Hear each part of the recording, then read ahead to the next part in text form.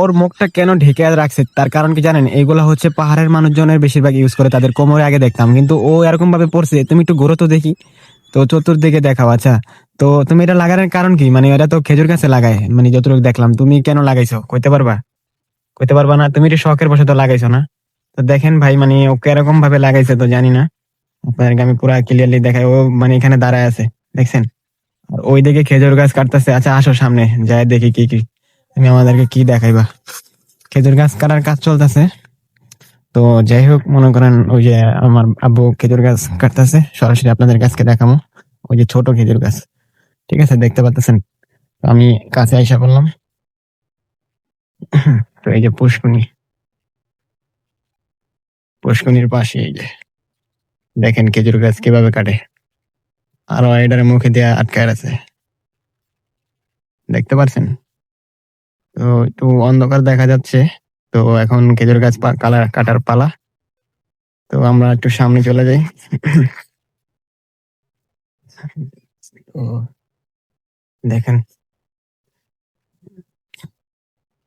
খেজুর গাছ কাটতেছে।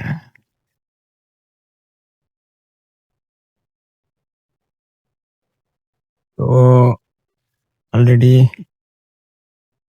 একদিন না কাটার কারণে এরকম হয়ে গেছে। তো আশেপাশে দেখাই। তো এইদিকে আবার কলা বাগান, ঠিক আছে। তো চতুর্দিকে ঘুরতেছি, আর এইদিকে আমি, আমাকে দেখতে পারতেছেন। তো জানি না আমার কেমন দেখা যায়। তো ভিডিওটা হয়তো একটু খারাপ হয়েছে, কারণ ভাই হাতে গেম মেল নাই, একা একা একা দিয়ে ভিডিও করি, ঠিক আছে। তো আপনারা জানাবেন কেমন হয়েছে। তো জানি না খেজুর গাছ কারা দেখাইছে, এখানে কথা বলতে পারিনি, কারণ ওইখানে একটু অন্ধকার ছিল, ক্যামেরাতে একটু প্রবলেম হওয়ার কারণে কথা বলতে পারিনি। তো আসলে ইচ্ছা শক্তি থাকলে অনেক কিছু করা যায়। অল্প জমি, দুইটা জমি দুই পাশে, তো দুই ভাই ভালোভাবে চাষ করতেছে। খুবই ভালো লাগছে এই কাহিনীটা দেখার পরে। তো অনেক অনেক খুশি হলাম। আর পাশে ছোট একটা প্রজেক্টের মতন করছে, এইখানে আপনার মানে মাছ চাষ করবে, ওরকম পরিস্থিতি দেখতে পারছি। তো একটা জমি দেখলাম যে অল্প জমি, এখানে বেঁধে মানে মাটি দিয়ে উঁচা করছে। তো ওটা উঁচা করার কারণে দেখেন কতটা সুন্দর দেখা যাইতেছে। এই যে দেখেন, দেখছেন? এই পাশে ওই যে বক, ওই যে দেখেন বক উড়ে যাচ্ছে, ঠিক আছে। এই যে দেখেন সে কিভাবে উড়াল দিল, দেখছেন? একেবারে নিখুঁত। আর এইদিকে আছে জমিটা যেটার কথা বললাম, ঠিক আছে।